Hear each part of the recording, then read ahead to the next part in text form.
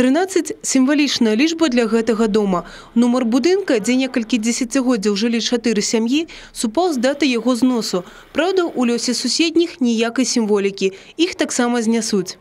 Задача стоит до конца этого месяца разобрать 13 домов по улице Поплавского. Разбираем дома по мере выселения. В пятницу освободили 2 дома, 11 и 13, и в субботу мы приступили к этим работам. То есть, как только мы закончим снос вот этих жилых домов, и мы даже планируем в конце уже этого месяца приступить к буровым сваям, непосредственно под эти опоры.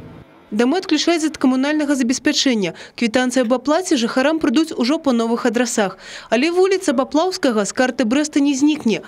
Вымушанымі новасёламі сталі жыхары толькі няцотнага боку вуліцы. У новыя дамы яны перабіраюцца паступова. Нам предлагали или квартиры, или вот участки, или компенсации. Но мы взяли участок с домом. И варианты по квадратуре то же самое, что и там. Так что нас не обидели.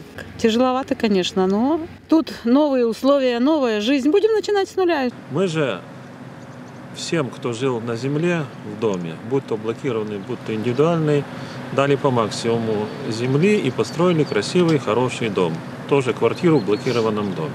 То есть мы на Высоковской построили 10 двухквартирных блокированных домов и 5 одноквартирных. Зараз на вулиці Високівській приписалися 25 сім'яў. Сярод іх і сям'я Вадима Лисюка. Новоселье яны адзначылі одной из первых. Какой у нас был старый дом? Ему 50 лет. По сравнению со всеми, то, что сейчас построено, то небо и земля, скажем так. Все было. Полы, ламинат постеленный, покрашенные обои, ну, под покраску, полки покрашены. Все, ну, как бы все сделано, плитка, ванна. Просто вещи можно было перевести, мебель, и можно было жить. Все работало, отопление, вода, газ, все было. Між тым, на вуліцы Высокаўскай плануецца будаўніцтва яшчэ 2 будынкаў.